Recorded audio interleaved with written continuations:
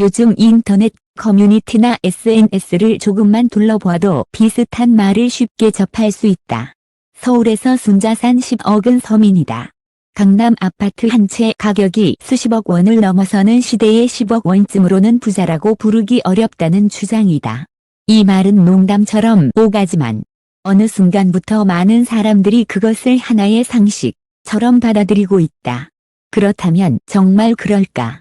우리는 언제부터 이런 기준을 당연하게 여기게 된 걸까? 불과 20여 년 전만 해도 1억 원은 웬만한 가정에서 쉽게 상상하기 어려운 금액이었다. 그러나 지금은 다르다. 물가는 올랐고 값은 급등했으며 뉴스와 미디어는 연일 수십억, 수백억 원 자산가의 이야기를 전한다. 이 변화 속에서 돈의 크기를 체감하는 감각 역시 빠르게 바뀌었다. 문제는 이 감각의 변화가 실제 현실을 정확히 반영하고 있는지다. 혹시 우리는 현실의 평균이 아니라 노출된 상위와 스스로를 비교하며 살아가고 있는 것은 아닐까? 이런 착각은 개인의 기분이나 자존감에만 영향을 미치는 문제가 아니다. 돈에 대한 인식은 소비, 저축, 투자, 나아가 인생 계획 전체에 영향을 준다. 만약 기준선 자체가 왜곡되어 있다면 아무리 열심히 노력해도 스스로를 실패자로 느끼기 쉽다. 그래서 지금 필요한 것은 감정적인 비교가 아니라 차가운 숫자를 통해 자신의 위치를 확인하는 일이다. 최근 발표된 2025년 가계금융복지조사는 이런 질문에 답할 수 있는 중요한 단서를 제공한다. 이 조사에 따르면 대한민국에서 순자산 10억 원 이상을 보유한 가구의 비율은 약 11%대에 불과하다. 다시 말해 100가구 중 10가구 남짓만이 이 구간에 속한다는 의미다.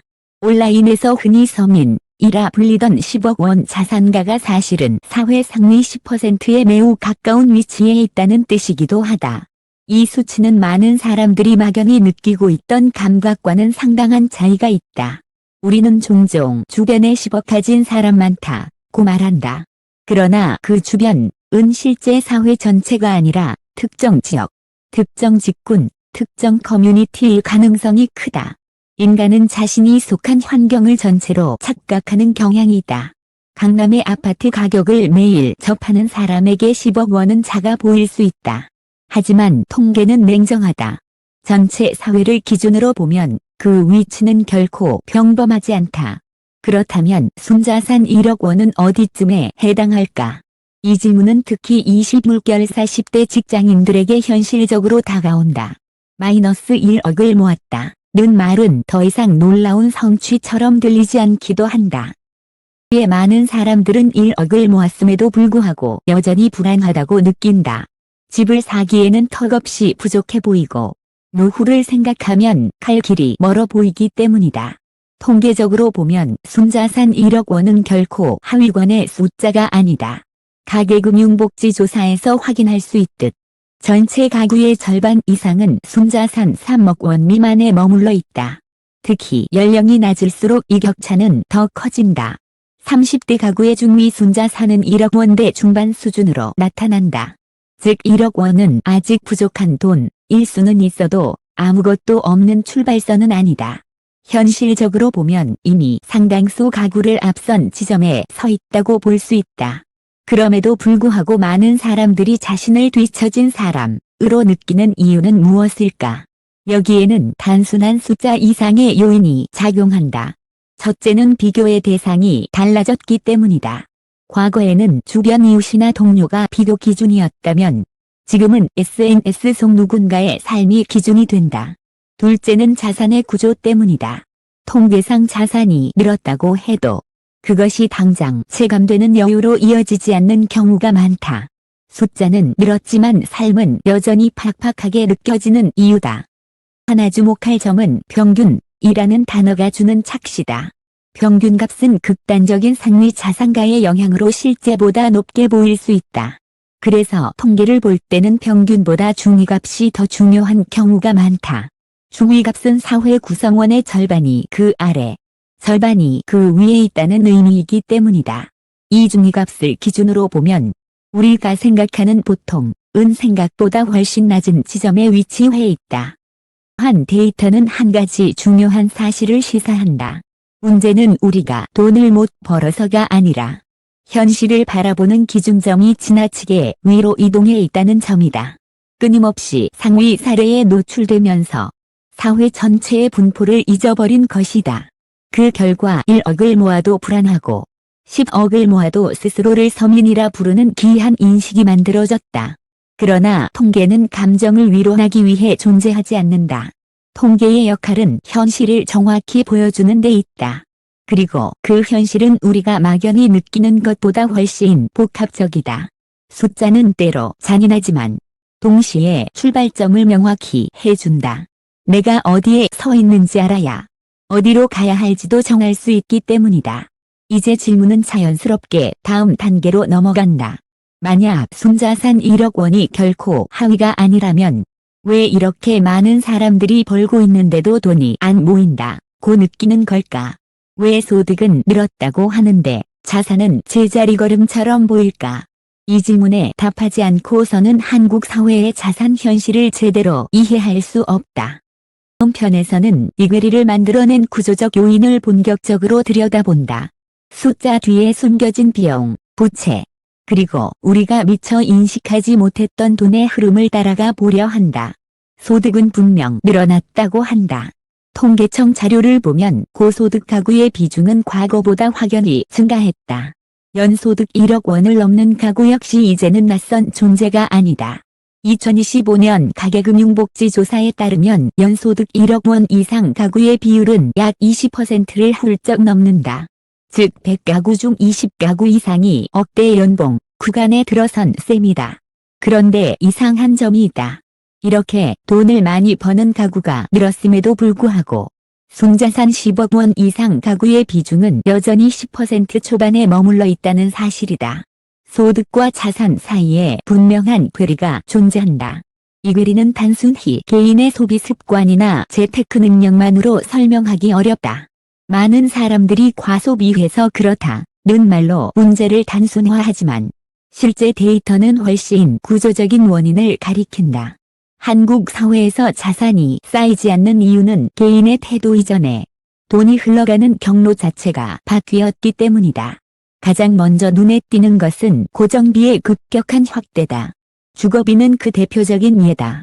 서울 아파트의 평균 전세가는 이미 수억 원대를 넘어섰고 월세 역시 가구 소득에서 차지하는 비중이 빠르게 커지고 있다. 주거는 선택이 아니라 생존의 문제다. 구하지 않으면 출퇴근도 가족의 삶도 유지하기 어렵다. 이 과정에서 상당수 가구는 자산을 축적하기도 전에 소득의 큰 부분을 주거 안정 비용으로 지출한다. 여기에 자녀가 있는 가구라면 상황은 더 복잡해진다. 통계청에 따르면 학생 1인당 월 평균 사교육비는 이미 50만 원을 넘어섰다. 두 자녀 가구의 경우 매달 100만 원 이상의 교육비가 고정적으로 빠져나간다. 이 지출은 사치라기보다는 뒤처지지 않기 위한 비용에 가깝다. 경쟁이 일상화된 사회에서 부모들은 선택지가 많지 않다. 이렇게 형성된 고정비 구조는 소득이 늘어나더라도 자산으로 전환될 여지를 좁힌다. 두 번째로 주목해야 할 요인은 가계부채다. 한국의 가계부채 규모는 이미 세계적으로도 높은 수준에 이르렀다. 많은 가구가 내 집 마련과 생활비 충당을 위해 대출에 의존하고 있고 상당한 금액을 원리금 상환에 사용한다. 상환액은 장부에는 자산으로 남지 않지만 체감상으로는 월세와 다를 바 없다. 내가 번 돈이 내 자산으로 쌓이기 전에 은행으로 흘러가는 구조다. 금리가 오를수록 이 부담은 더욱 커진다. 금리가 1%포인트만 상승해도 가계 전체가 부담해야 할 이자 총액은 수십조 원 단위로 늘어난다. 이자 부담은 소비를 위축시키고 저축 여력을 갉아먹는다. 결과적으로 소득은 유지되거나 증가해도 순자산의 증가 속도는 이를 따라가지 못한다. 여기에 또 하나의 보이지 않는 요인이 작용한다. 바로 라이프 스타일 인플레이션이다. 소득이 늘어나면 지출도 함께 늘어나는 현상은 개인의 허영심 문제로 치부되기 쉽다. 그러나 이는 개인의 성향이라기보다 사회적 환경의 변화에 가깝다. 연봉이 오르면 주변의 기준도 함께 올라간다. 소비의 평균선이 높아지면서 과거에는 사치로 여겨졌던 선택들이 어느새 보통이 된다. 자동차, 외식, 여행, 주거의 기준이 조금씩 상향되면서 남는 돈은 줄어든다. 이는 소득이 늘어도 자산이 쌓이지 않는 중요한 이유 중 하나다. 많은 고소득자가 버는 만큼 쓴다. 고 느끼는 배경에는 이런 구조적 관성이 자리 잡고 있다. 자산의 형태 역시 문제를 복잡하게 만든다. 한국 가계 자산의 상당 부분은 부동산에 묶여 있다. 부동산은 분명 중요한 자산이지만 동시에 유동성이 낮다. 집값이 아무리 높아도 당장 현금으로 쓸 수는 없다. 이른바 비유동성 함정이다. 장부상 자산은 늘어났지만 실제 생활에서는 현금 흐름이 부족한 상황이 발생한다. 은퇴 이후의 문제는 더욱 두드러진다. 소득이 끊긴 상태에서 건강보험료, 재산세, 생활비를 감당해야 하는 경우 고가의 부동산을 보유하고 있어도 생활이 빠듯해질 수 있다. 이 때문에 종이 부자라는 말이 현실이 된다. 자산이 많다는 사실이 곧바로 안정으로 이어지지 않는 이유다. 많은 사람들이 안전한 선택이라고 믿는 예금 역시 재검토가 필요하다. 예적금은 원금이 보장된다는 점에서 여전히 선호도가 높다. 그러나 인플레이션을 고려하면 이야기는 달라진다. 물가 상승률이 이자율을 웃도는 상황에서는 예금에 돈을 넣어두는 것만으로도 자산의 실질 가치는 감소한다. 숫자는 늘어나지만 구매력은 줄어드는 것이다. 이른바 실질금리가 마이너스인 환경에서는 안전함이 오히려 서서히 가난해지는 선택이 될 수 있다. 이 모든 요소를 종합해보면 오늘날 한국 사회에서 자산을 쌓는 일이 왜 어려운지 보다 분명해진다. 이는 개인의 무능이나 노력 부족의 문제가 아니다. 높은 고정비, 부채 구조, 기준의 상승, 자산의 비유동성, 그리고 인플레이션이라는 환경이 동시에 작용한 결과다. 이런 구조 속에서 1억 원을 모았다는 사실은 결코 가볍게 볼 성취가 아니다. 중요한 것은 숫자 그 자체보다 그 숫자가 놓인 맥락을 이해하는 일이다. 1억 원은 부자의 상징도 실패의 증거도 아니다. 그것은 한국 사회의 자산 분포 속에서 분명한 출발 지점이다. 출발 지점을 정확히 인식할 때 필요한 좌절도 근거 없는 자만도 줄어든다. 통계는 비교를 부추기기 위해 존재하지 않는다. 통계는 방향을 잡기 위한 지도에 가깝다. 내가 어디쯤에 서 있는지 알게 될 때 다음 한 걸음을 현실적으로 설계할 수 있다. 1억 원을 모은 지금의 위치는 끝이 아니라 과정의 일부다.